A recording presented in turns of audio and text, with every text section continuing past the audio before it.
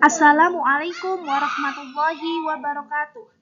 Perkenalkan, nama saya Aulia Kurota Ayun, NIM 012 dari kelompok 8 yang beranggota Safia Salsabila NIM 004 dan Ardine Zelina Putri NIM 028. Di sini saya akan mempresentasikan tugas kuliah Ilmu Pendidikan oleh dosen pengampu Dr. Rahmat Heriadi MPD dengan berjudul Unsur-unsur Pendidikan.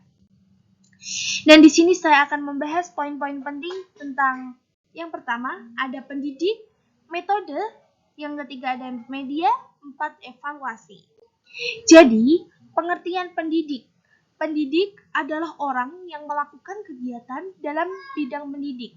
Dari segi bahasa, pendidik dikatakan sebagai orang yang mendidik, dan dalam arti luas dapat dikatakan pendidik adalah semua orang atau siapa saja yang berusaha dan memberikan pengaruh terhadap pembinaan orang lain atau peserta didik. Menurut Undang-Undang Republik Indonesia Nomor Sedangkan dalam Undang-Undang Republik Indonesia Nomor 14 Tahun 2005 menerangkan guru dan dosen adalah pendidik dengan tugas utama mendidik, mengajar, membimbing, mengarahkan, melatih, menilai, dan mengevaluasi peserta didik pada pendidikan anak usia dini, jalur pendidikan formal, pendidikan dasar, dan pendidikan menengah. Pendidik terbagi menjadi dua bagian. Yang pertama ada pendidik kodrat. Pendidik kodrat adalah orang tua. Orang tua disebut pendidik kodrat karena mereka mempunyai hubungan darah dengan anak dan orang tua itu menjadi pendidik utama bagi anak-anaknya. Ia harus menerima, mendorong, dan membantu anak aktif dalam kehidupan bersama atau kekerabatan. Yang kedua ada pendidik jabatan. Pendidik jabatan adalah pendidik yang berada di sekolah seperti guru, konselor, dan administrator disebut pendidik jabatan. Hakikatnya, pendidik jabatan membantu orang tua dalam mendidik anak karena orang tua memiliki berbagai keterbatasan. Di sini ada macam-macam pendidik. Yang pertama ada guru, dosen, konselor, pamong belajar, widyaswara, tutor, instruktur, dan yang terakhir ada fasilitator. Kompetensi apa sih yang harus dimiliki oleh seorang pendidik? Yang pertama, ada kompetensi pedagogik. Yang kedua, ada kompetensi kepribadian. Yang ketiga, ada kompetensi profesional. Dan yang keempat, ada kompetensi sosial. Kompetensi pedagogik. Kompetensi pedagogik merupakan kemampuan guru dalam pengelolaan pembelajaran peserta didik yang meliputi A. Pemahaman wawasan atau landasan kependidikan. B. Pemahaman terhadap peserta didik. C. Pengembangan kurikulum atau silabus. D. Perancangan pembelajaran. E. Melaksanakan pembelajaran yang mendidik dan dialogis. F. Pemanfaatan teknologi pembelajaran. G. Evaluasi hasil belajar. Dan yang terakhir, H. Pengembangan peserta didik untuk mengaktualisasikan berbagai potensi yang dimiliki. Oke, selanjutnya akan diteruskan oleh teman saya, Safia. Yang selanjutnya, yang kedua yaitu kompetensi kepribadian.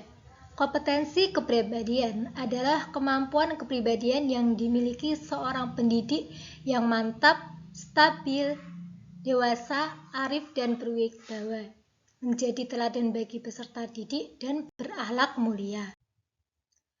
Yang ketiga yaitu kompetensi profesional.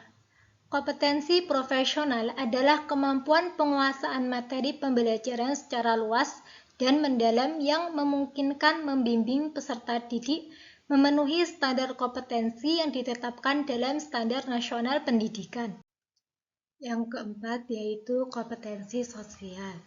Kompetensi sosial adalah kemampuan guru sebagai bagian dari masyarakat untuk berkomunikasi dan bergaul secara efektif dengan peserta didik, sesama pendidik, tenaga kependidikan, dan orang tua atau wali peserta didik dan masyarakat sekitar. Yang selanjutnya yaitu pengertian metode. Metode diartikan sebagai cara yang telah teratur dan terpikir baik-baik untuk mencapai suatu maksud. Dengan demikian, metode pendidikan merupakan seperangkat cara jalan dan teknik yang dipakai oleh guru dalam proses belajar. Metode juga diartikan sebagai suatu sarana untuk menemukan, menguji, dan menyusun data menurut Imam Barnati.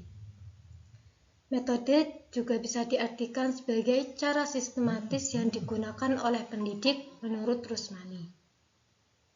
Metode pendidikan adalah cara yang digunakan untuk menjelaskan materi pendidikan kepada anak didik, menurut Abdurrahman Al-Nahlawi.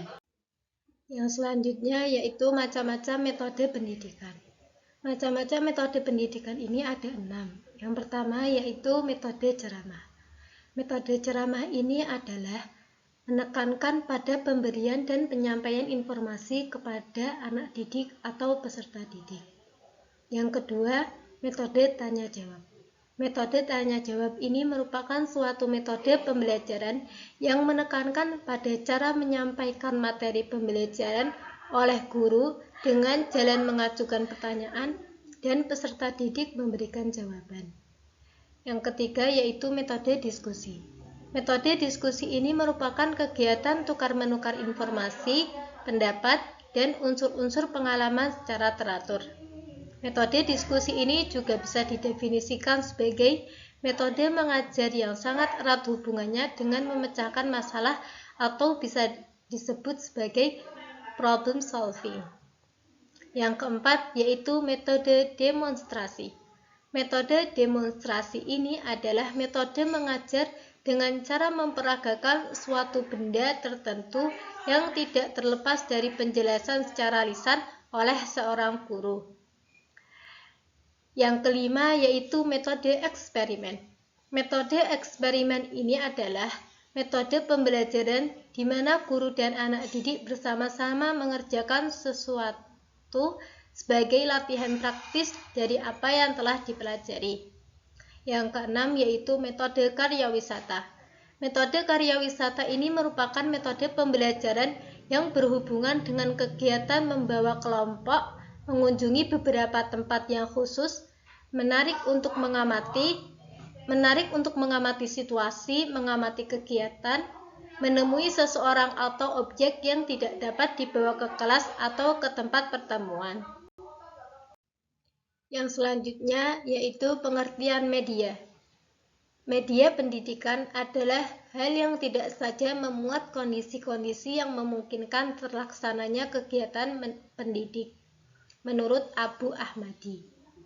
Hal yang membuat terlaksananya pekerjaan mendidik, menurut Aswedomo Hadi.